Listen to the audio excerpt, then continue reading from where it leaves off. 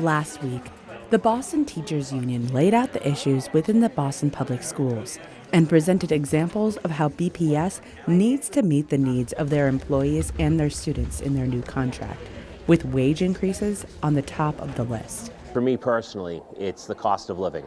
The last contract we settled had roughly a 9.5% pay raise over 3 years, but inflation was running roughly 9% a year.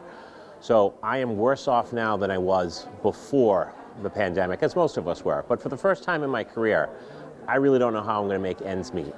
The cost of living for educators in Boston has skyrocketed, whether it's childcare expenses, food, or more than anything, rent or housing costs.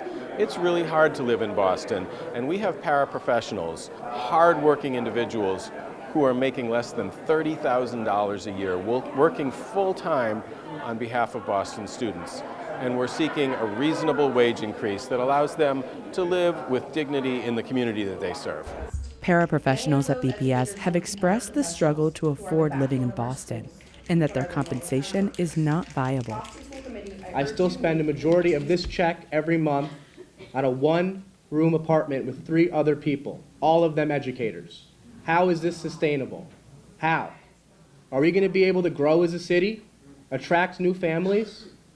They are charging $500,000 for a condo down the street. It would take me decades to be able to afford that. Through IEP programs or individualized education programs, many teachers are required to do the work of multiple educators, forcing them to tend to the unique needs of English second language students as well as special education students. If you are losing paraprofessionals, you are losing teachers. These issues are not divided. These professionals are not divided. And with that, I stand here in solidarity today with my coworkers and friends as we demand that paraprofessionals are valued. And let's not mince words. When I say valued, I mean paid what they are worth.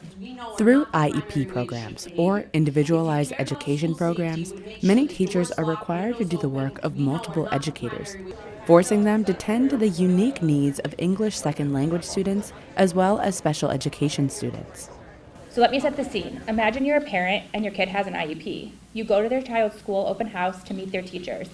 You meet with their classroom teacher and you ask how they're doing. They say they're doing great. And then you ask to meet with their special ed teacher and that same teacher says, oh, that's also me. Would you be confused about how one person's doing both jobs? Because I would be. And that's what's happening every single day in our schools.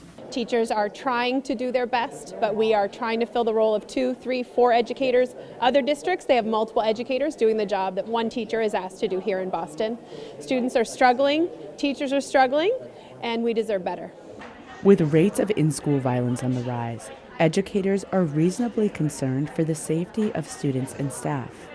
Students, staff, and families have expressed that they do not always believe that Boston Public Schools are safe every single day. They have expressed these concerns. They have asked that the circulars and protocols be followed and that systems be put into place to protect our children and their families and staff on a daily basis. We are here tonight because that is not happening, and we demand change to ensure a healthy, safe learning environment for our children. BPS school psychologists believe that students cannot thrive in an educational environment unless the needs of every student are met adequately. When students don't receive the needed emotional, psychological, and social support, they can't concentrate in the classroom. They are missing their lessons. They are not doing as well as they can because they can't sit and think if they are busy with so many other issues that they are not getting the help for. So what we need is more psychological, emotional, social support for those students so they can thrive and succeed. The Boston Teachers Union contract expired on August 31st, and negotiations are still ongoing, with hopes that everyone can sign on to a deal that gives students and BPS educators what they deserve. That if we call on you in the future, you will continue to be out here. You will continue to be out where we need you to get the contract that you deserve, that our students deserve, and that our schools deserve.